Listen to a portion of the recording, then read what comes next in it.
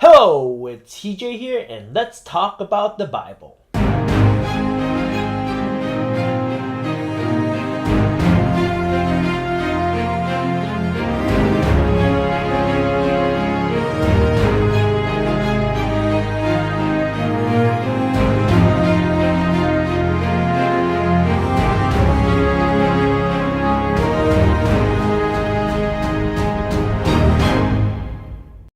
Yesterday I talked about how, well, it's not necessarily just yesterday, but the day before and yesterday I talked about how it was not necessarily Rebekah's faith that led her to follow the servant.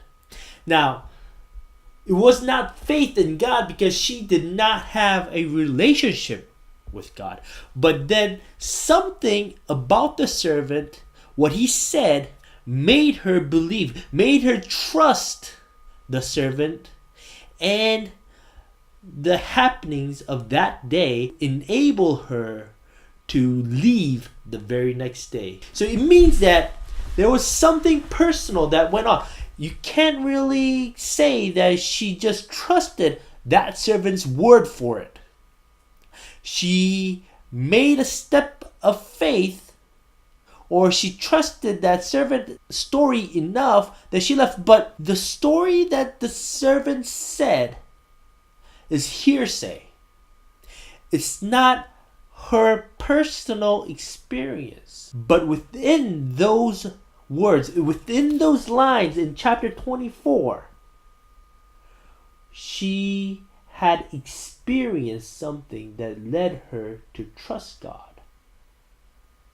And the first hint, I think, into answering those whys that we had and the whats that we had is in the camels.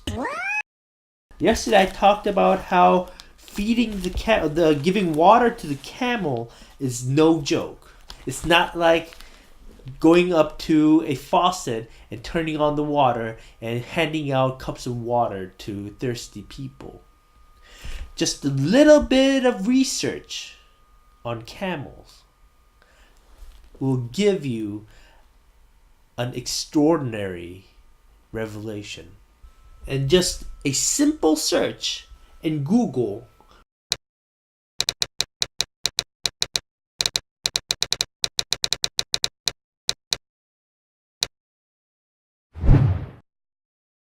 a thirsty camel can drink as many as 30 gallons, that's 135 liters of water in a single sitting. Now, times that with 10. That means 300 gallons or 1,350 liters. That's 1.35 metric tons of water. Now, that is not including the camel that the servant was riding on, nor the camels that his servants or the other lesser servants that have accompanied the servant on this journey. Because if you think about it, they're going through the wilderness with 10 camel loads of goods: gold, silk, frankincense, myrrh, or maybe that's Christmas. But anyways, these guys were carrying a crap load of expensive goods across the wilderness, across the desert, across barren land with bandits. So this servant was probably not traveling alone. He was traveling with a band of servants, armed to the teeth probably, and they were not just normal. I mean, Abram, when he sent these guys, was trying to impress the girl's parents. So he probably did not send them, all scraggly and hungry and whatnot. They probably were all on some kind of, maybe a horse, maybe it wasn't camels, but something to show Abram's status back home. So it means that there was probably more than 10 camels.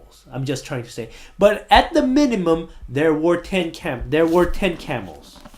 So, having said that, she was drawing water for 10 plus camels thirsty camels from a well. And if you go research wells in the Middle East, in that area, you would find that these wells are not shallow springs where Jack and Jill went to fetch a pail of water. It's not like those kind of wells. They're deep, deep wells. And also, from the source of the well, because it's right outside the city or the town, it means that people drink from this well.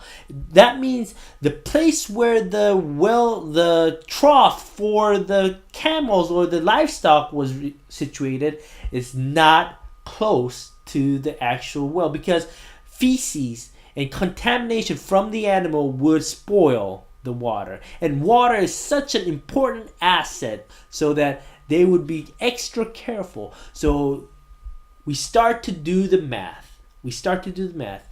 Some of these wells were 50 meters deep, some of them were 100 meters deep, but let's say it was 50. So for one camel, she would have to draw water 27 times for one camel. So that means she would have to draw 270 times a 5-liter bucket for the whole 10 animals. And probably more, because the servant probably was on a camel. Some of his other servants were probably on a camel. Abram's servant probably did not single out the 10 camels and said, oh, this is just this 10 camels only. They probably had other camels around. So she was drawing at the least 27 draws per camel times 10, 270 draws.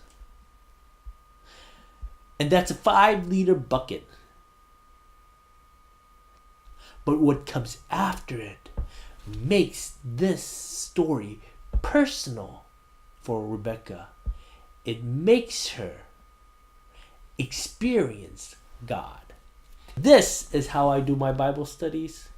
Going in deep and personal. Experiencing God as the person, the character within the Bible would have experienced God. So, come along for the ride. Subscribe. Leave a thumbs up. Comment, share if you can, and we'll see you guys on this side. Bye bye.